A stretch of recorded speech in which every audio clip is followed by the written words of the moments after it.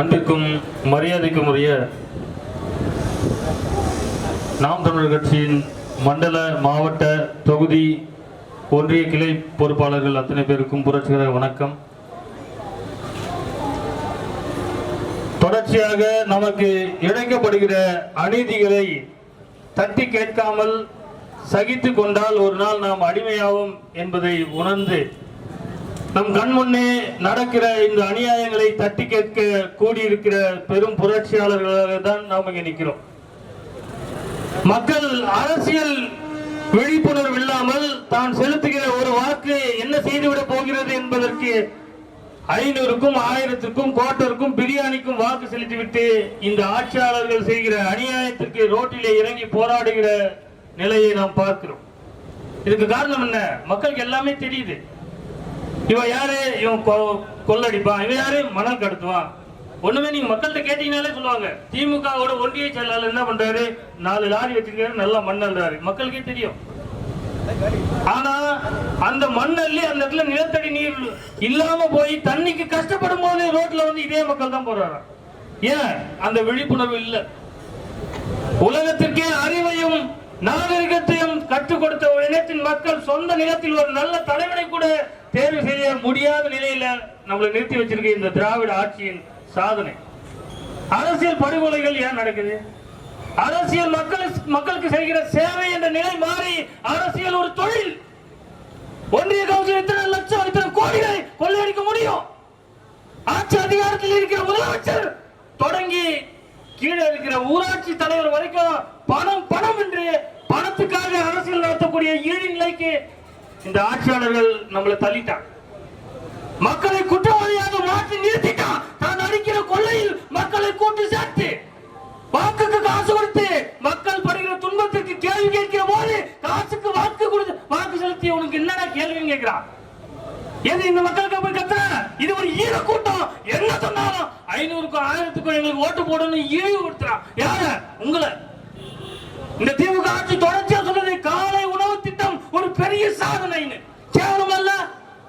ஒரு பிள்ளைக்கு அப்ப நான் பேசுறேன், என் பிள்ளைக்கு காலையில சோறு போட்டு பள்ளிக்கூடத்துக்கு அனுப்ப முடியும்னா அது எனக்கு பெருமையா அவமானமா?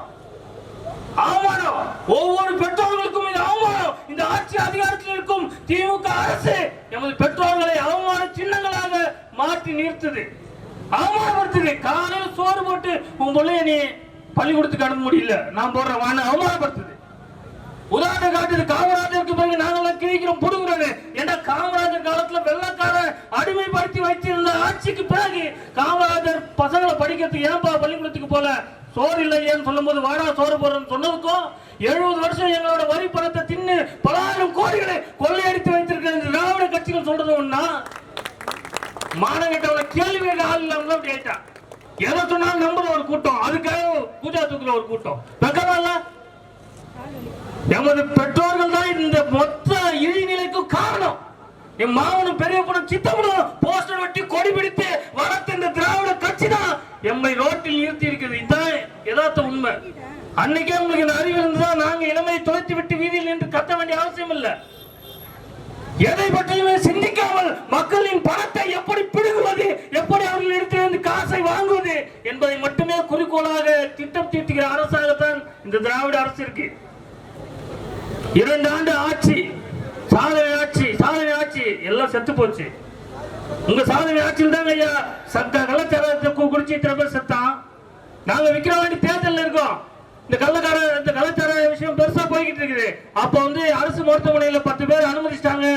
இதே கள்ளச்சாராயம் ஒரு தகவல் கேட்டு உள்ள போறோம். அங்க இருக்க காவல்துறை ஐயா சொல்றாரு, இது கள்ளச்சாராயம் இல்ல, புதுச்சேரி சாராயம்.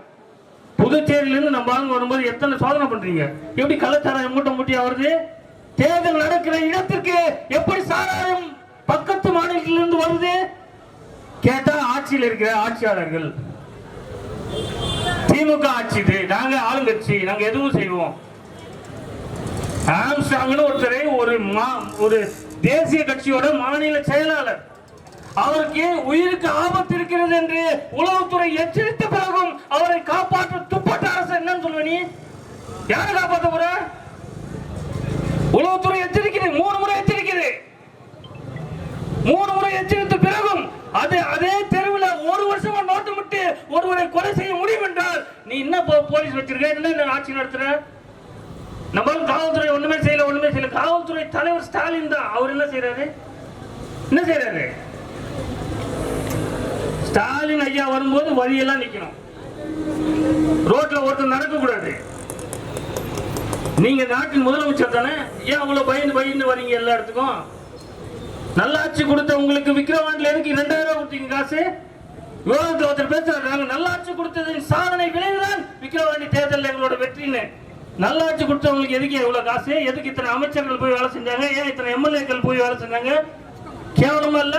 என் மக்களை தொடர்ச்சியாக முட்டாள்கள் என்று நினைத்துக் கொண்டே இவர்கள் பேசுகிறார்கள். இதுதான் உண்மை. எதை சொன்னாலும் நம்புவான். இவனுக்கு எந்த அக்கறையும் கிடையாது. ஒரு காலத்துல நம்ம வீட்டு தெருவில் வந்து ஒருத்தன் பார்க்கறதுக்கு ரவுடி மாதிரி இருக்கான், பொறுக்கி மாதிரி இருக்கான்னா நம்ம ஆளுங்க போய் கேட்பாங்க, யார் பண்ணி எந்த ஊர் பண்ண நீன்னு. இப்ப பார்த்து விலகி போறோம். நடு ரோட்ல சொந்த வீட்டுக்கு முன்னாடி, தான் கட்டிக்கிட்டு இருக்கிற வீட்டுக்கு முன்னாடி ஒரு கட்சியோட மாநில தலைவர் கொலை செய்யப்பட்டிருக்கிறார் என்றால் இந்த நிலத்தில் சட்ட ஒழுங்கு எங்க இருக்குன்னு பாரு. கஞ்சா புழக்கம், கஞ்சா எங்க விற்கிதுன்னு ஒரு பொறுக்கி பையனை போய் கேளுங்க. அவன் சொல்றான், ஏன் காவல்துறைக்கு உளவுத்துறைக்கும் தெரியாதா அப்படின்னா நீங்க என்ன உளவு பாக்குறீங்க? சும்மா சுத்திக்கிட்டு தெரிஞ்சுக்க எங்க கஞ்சா விற்கிதுன்னு. கஞ்சாவை வாங்க வேண்டும் என்று ஒருவன் நினைத்தால் போய் வாங்க முடிகிறது. ஏன் காவல்துறையும் உளவுத்துறையும் அதை கண்டுபிடிக்க முடியல? அந்த லட்சணத்துல நீங்க ஆட்சி நடத்துறீங்க, ஆட்களை வச்சிருக்கீங்க. இதெல்லாம் யார் செய்வா? இதை ஒழிக்க வேண்டும் என்று உன்னதமாக யார் நினைக்கிறாரோ அவர் கையில் அந்த ஆட்சி அதிகாரம் இருந்தாலும் செய்வா. இவர் கையில் இல்ல. சாதிக்கு பாஷான்னு ஒருத்தரை வச்சு இந்த கஞ்சா வியாபாரம் செஞ்சது இந்த திமுக அரசு தான். அவர் போட்டு மிச்ச சொச்சத்தை வித்துக்கிட்டு இருக்காங்க. டன் கணக்கில் இந்த இடத்துல இருக்கு. எல்லா விதமான மது பொருட்களும் இந்த தமிழகத்தில் தான் இருக்கு. எல்லாத்தையும் வித்துக்கிட்டு இருக்காங்க, தாராளமா வித்துக்கிட்டு. ஆனா சட்டத்தின் ஆட்சி நடக்குது, முறையான ஆட்சி நடக்குது, மக்களின் ஆட்சி நடக்குது. இதெல்லாம் பேசுவார் ஐயா ஸ்டாலின். ஏன்னா ஸ்கிரிப்ட்ல இருக்குதுன்னு பேச முடியாது, ஒரு உண்மை பேச முடியாது எப்பயுமே. அவருக்கே தெரியும் என்ன நடக்குதுன்னு. சொந்த நிலத்தில் சொந்த மக்கள் சுதந்திரமாக தைரியமாக வீதிகளிலே நடந்து போக கூட முடியாத ஒரு நிலைமையில நம்ம மாத்திருக்கான். நம்மளாம் நடப்போம், நம்ம வீட்டு பக்கத்துல வந்துட்டோம், நம்ம வீட்டுக்கு வந்துட்டோம், இதுக்கப்புறம் நமக்கு என்ன பயம் அப்படின்னு நினைப்போம். பாரு, வீட்டு வாசல்ல வெட்டிருக்கா.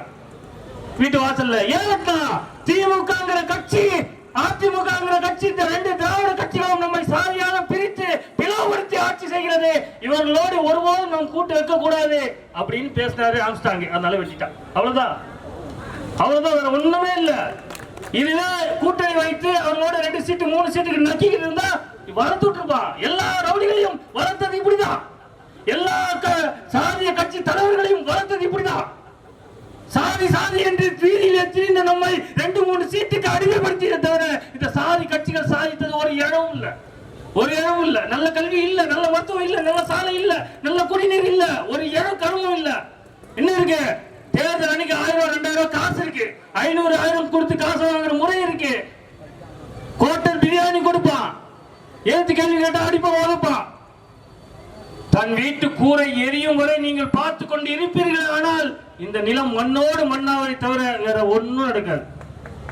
எங்க அண்ணன் பேசும்போது சொன்னார், இங்கே பறையர் மீது அடி விழுந்தால் பறையர் அழுவார், வன்னியர் மீது அடி விழுந்தால் வன்னியர் அழுவார், நாடார் மீது அடி விழுந்தால் நாடார் அழுவார். அந்த நிலையை மாற்றி எவர் மீது அடி விழுந்தாலும் மாநில தமிழ் பிள்ளைகள் அதற்காக எழுந்து நிற்போம் என்று நின்று போராட்டம் நடத்தி கொண்டிருப்பதுதான் நாம் தமிழர் கட்சி. இங்க சாதியா பிரிச்ச காலம் போச்சு. அடக்கி ஒடுக்கி எங்களை அடிமைப்படுத்தியது போதும். எங்களுக்குள்ளே ஏற்றத்தாழ்வுகளை கற்பித்து இவன் உன்னை உயர்ந்தவன் இவன் தாழ்ந்தவன் என்று எங்களை பிரித்தாழ்ந்த இந்த சூழ்ச்சியை முறியடிக்கத்தான் இந்த படித்த பிள்ளைகள் இந்த அரசியல் களத்தில் நிற்கிறோம். எங்க அப்பனும் பெரிய பொண்ணு சித்தப்பனும் படிக்காம இருந்தான். அவனுக்கு நீ இவனோட சின்னவன், இவனை வந்து ஒடுக்குடா அடக்குடா தாழ்த்துடா அப்படின்னு சொல்லும் போது பெருமையா இருந்துச்சு. எங்களுக்கு அது இழிவா இருக்கு. சக மனிதனை தாழ்த்தி பார்க்கிற ஒரு போக்கு இழிவு. அதை உணர்த்தத்தான் நாம் வந்து இந்த இடத்துல இந்த காலத்தில் நின்று போராடுறோம். கற்பி ஒன்று சேர் புரட்சி செய்கிறார் அம்பேத்கர். நான் எங்களுக்கு இருக்கிற ஒரே வாய்ப்பு கற்பிப்பதுதான். நாங்கள் கற்றவர்கள், நாங்கள் கற்றதை எம் மக்களுக்கு கற்பிப்போம்.